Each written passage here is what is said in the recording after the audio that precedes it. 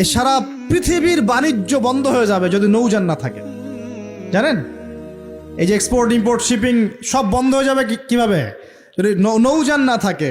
আর এই নৌযান সর্বপ্রথম কে সৃষ্টি করেছে? আর এখন আমাদেরকে বলে যে ইসলাম হচ্ছে সেকেলে, না? এরা প্রযুক্তি খুব উন্নয়ন। নূহ আলাইহিস সালাম সর্বপ্রথম মানুষ যিনি এই পৃথিবীর মধ্যে নৌযান নির্মাণ করেছেন। বলে সুবহানাল্লাহ। সভ্যতা শুরু হয়েছে নবীদের হাতে। সভ্যতা কি হয়েছে? নবীদের হাতে শুরু হয়েছে, আর শেষও হবে নবীদের হাতে ইনশাআল্লাহ। কোন নবীর হাতে শেষ হবে?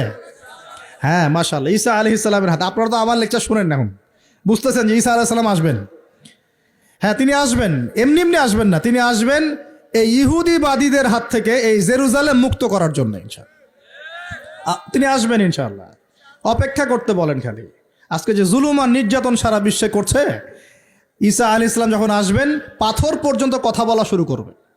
পাথর কথা বলবে, গাছ কথা বলবে। ইয়া মুসলিম ইন্না ওয়ারা আলিয়াহু তাআল ফাকতুলহু, আসো, আমার পিছনে একটা লুকিয়ে আছে, আসো হত্যা করে যাও। ঈসা আলাইহিস সালামের হাতে দাজ্জাল মারা যাবে এই যে বাবেলুদ নামক জায়গায়। এই বাবেলুদ জায়গাটা এখন প্যালেস্টাইনের মধ্যে পড়েছে। ওইখানে দাজ্জালকে মারা হবে। ঈসা আলাইহিস সালামের নিঃশ্বাস তার গায়ে গিয়ে লাগবে, ও মারা যাবে। ঈসা আলাইহিস সালামের দোয়া ইয়াজুজ আর মাজুজের ধ্বংস হবে। ঈসা আলাইহিস সালাম জেরুজালেম থেকে পুরো বিশ্বে আবার ইসলামিক খিলাফা কায়েম করবেন ইনশাআল্লাহ। এটা না হওয়া পর্যন্ত কিয়ামত হবে না ইনশাআল্লাহ তাআলা।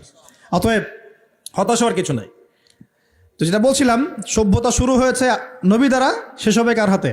নবীর হাতে। এখন নূহ আলাইহিস সালাম 950 বছর দাওয়াত দিয়ে কি ফলাফল হলো? 40টা বা 80টা পরিবার ইসলাম কবুল করেছে। কতটা? এখানে তো আপনারা মাশাআল্লাহ হাজার মানুষ বসে আছেন, কথা শুনছেন, সৌভাগ্যের বিষয়। সারা জীবন দাওয়াত দিয়ে 40 বা 80টা ফ্যামিলি। আল্লাহ পাক বললেন নৌযান নির্মাণ করো, আমার আযাব আসতেছে। কি আসতেছে? আযাব আসতেছে।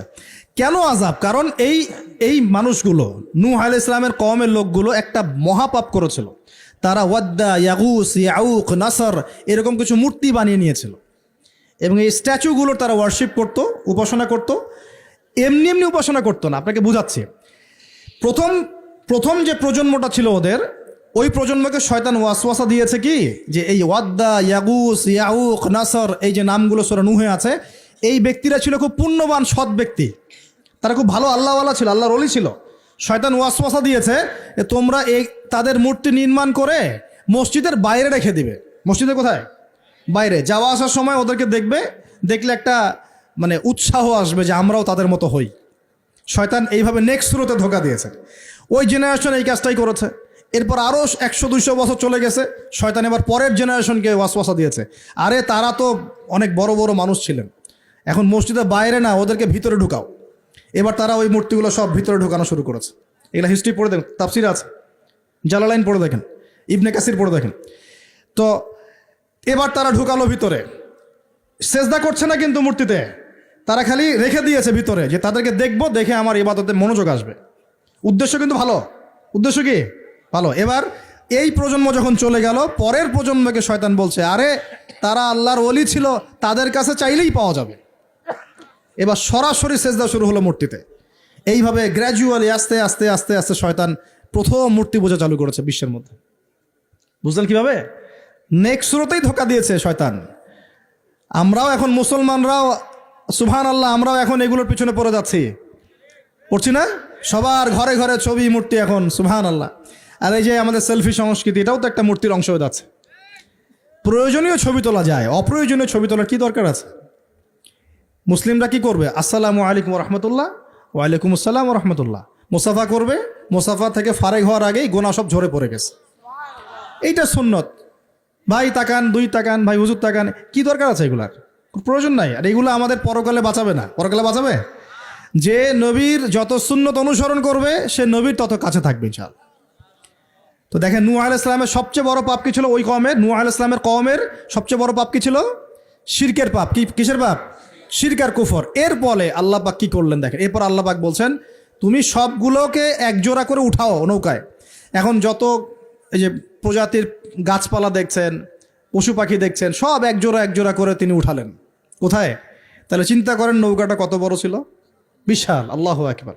সব একজোড়া করে উঠালেন। এরপর আল্লাহ রাব্বুল আলামিন বলছেন যে ওয়াফারাত নূর, একদম মাটি ফেটে থলথল করে পানি বের হওয়া শুরু হলো, আসমান থেকে প্রবল বৃষ্টি বর্ষণ শুরু হলো।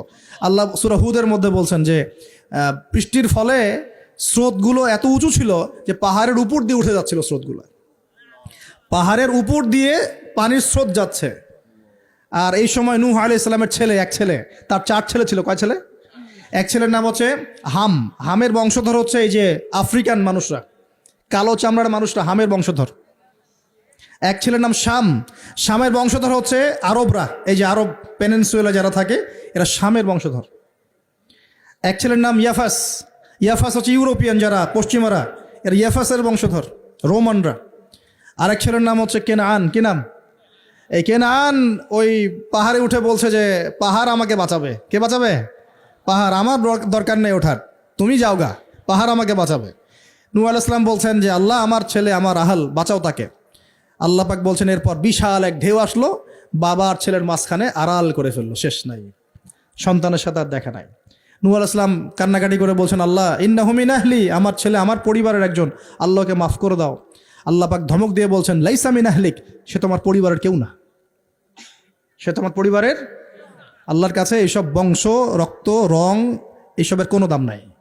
কিসের দাম আছে? তাকওয়া, ইমানের দাম আছে। নবীর সন্তান হয়েও যদি ইমানদার না হয় আল্লাহ পাক জাহান্নামে দিয়ে দিবেন, কোনো কিছু যায় আসে না আল্লাহ পাকে। আলেমের সন্তান হয়েছেন, এত গর্ব কিসের? নিজের আমল, আকীদা, ইমান আগে ঠিক করতে হবে। অমুক বক্তার ছেলে, অমুক আলেমের ছেলে, অমুক পীর সাহেবের জাদা, এগুলো দিয়ে পরকালে পার পাওয়া যাবে? নিজের ইমান আমল ঠিক করতে হবে। নবীর সন্তান পার পাচ্ছে না, বলছে লাইসা মিন আহলিক, সে তোমার পরিবারের কেউ না। আল্লাহ বলছেন লাইসা মিন আহলিক, সে তোমার পরিবারের কেউ না। আল্লাহ পাক কোনো দয়াই করলেন না এখানে। কুফরের মধ্যে ছিল, ইমান ছিল না, শিরক করেছে আমার সাথে, কিসের দয়া, কিসের খাতির? তো প্রিয় ভাইরা, এখান থেকে শিখলাম কি, যে নূহ আলাইহিস সালামের যুগে আযাব কি কারণে আসছে? শিরকের কারণে। আগে শিখলাম, প্রথম মনে রাখবেন, 1 নম্বর শিখেছি শয়তানের তাবেদারি করার কারণে শাস্তি এসেছে, পরীক্ষা এসেছে, 1। 2 নম্বর হচ্ছে হিংসা, গুড, হিংসা বিদ্বেষের কারণে কি হয়েছে? আল্লাহ পাকের শাস্তি চলে আসছে। 3 নম্বর, এই যে শিরকের পাপের কারণে কি হয়েছে? আল্লাহর শাস্তি, গজব চলে আসে। আরো সামনে যান, আমি একটু শর্টে শেষ করবো ইনশাল্লাহ। আরো সামনে যান, এবার আসে আদ জাতি। কি নাম? আদ জাতির লোকেরা অনেক লম্বা চওড়া, এক একজনের দেহের এমন কাঠামো যে পাহাড় কেটে কেটে বাড়ি নির্মাণ করতে পারে। আমরা তো এখন ছোট না সাইজে, এখন এগুলো মানুষের কাছে মনে হয় যে রূপকথা, আসলে রূপকথা নয় এগুলা। কোরআন বলেছে ওরা এমন শক্তিশালী ছিল, তারা বলতো মান আশাদ্দু মিন্না কুওয়া, কে আছে আমাদের চেয়ে বড় শক্তিশালী। এবার হুদ আলাইহিস সালামকে পাঠানো হলো এদের মধ্যে হেদায়েতের বাণী নিয়ে। তো হুদ আলাইহিস সালাম দাওয়াতি কাজ করলেন, অল্প কিছু মানুষ ইমানদার হলো, বাকিরা কাফের থেকে গেল। আর যারা কাফের থাকলো তারা বলল যে নিয়ে আসো আল্লাহর আযাব দেখি, কত বড় আযাব আনতে পারো, আনো দেখি।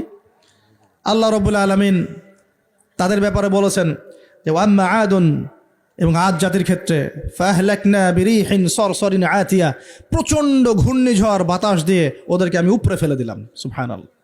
মাত্র 6 দিন 7 রাত বাতাস প্রবাহিত হয়েছে, ঘূর্ণিঝড় বাতাস, এই ঝড় দিয়ে আল্লাহ পাক আদ জাতিকে উপরে ফেলে দিয়েছেন। আল্লাহ বলছেন ওরা বাড়ির সামনে এমন করে পড়েছিল যেন মনে হচ্ছে যে ওই যে গাছের ডাল পড়ে থাকলে যেমন হয় না, খেজুর গাছের ডাল, ওই রকম করে পড়েছিল। বিশাল শক্তিধারী। কি অপরাধ ছিল ওদের? মান আশাদ্দু মিন্না কুওয়া, আমাদের চেয়ে শক্তিশালী আর কে আছে? এই যে অহংকার, কি এটা কি অহংকার, বিগাইরি হক, অন্যায়ভাবে অহংকার প্রদর্শন করা। আর শিরিক কুফর তো ছিলই, ওটা তো ছিলই, পাশাপাশি এক্সট্রা অপরাধ ছিল অহংকার করা। আরেকটা কাজ করতো ওরা অহেতুক বিভিন্ন কনস্ট্রাকশন নির্মাণ করতো, অহেতুক পাহাড় কেটে ওইটা, এইটা কেটে ওইটা, মানে বিভিন্ন সৌধ ভাস্কর্যরা নির্মাণ করা শুরু করতো, অহেতুক কোনো কাজ না, অপচয়। এই অপচয় ছিল ওদের একটা পাপ। এই পাপের কারণে আল্লাহ পাক আদ জাতিকে একটা সমূলে উৎপাদন করে ফেলেছেন, শেষ। এরপরে আসলো সামুদ জাতি, ওই জাতিকে আল্লাহ পাক পাঠালেন ওখানে সালেহ আলাইহিস সালাম। সালেহ আলাইহিস সালাম সেখানে গিয়ে দাওয়াত দিলেন। আল্লাহ পাক দোয়া কবুল করে একটা উটনি পাঠিয়েছেন। এই উটনিটা তোমাদের জন্য বরকতময়, ওকে টাচ করবে না, ও থাকলে তোমাদের মধ্যে রিজিক প্রশস্ত হবে, তোমরা ভালো থাকবে। এখন ওখানকার মধ্যে এক নেতা, সে গিয়ে ওই উটনিটাকে জবাই করে খেয়ে ফেলছে। কথা বুঝতে পারছেন? আর এমনি তো অহংকার করতোই, শারীরিক শক্তি বেশি ছিল। তারা বলতো, এরাও বলতো মান আশাদ্দু মিন্না কুওয়া, আমাদের চেয়ে শক্তিশালী আর কে আছে? হ্যাঁ, আরেকটা কাজ তারা করতো, ওয়াইদা বাতাস্তুম জব্বারিন, তারা মানুষকে খুব নির্মমভাবে প্রহার করত। কি করত? ওই যে মারামারি করে না এখন মানুষ, নির্মমভাবে মানুষকে মারে না, হকি স্টিক দিয়ে এইখানে সেইখানে, কোনো কোনো ক্ষেত্রে একটা রিমান্ডে কি মাইটটা মারা হয় না।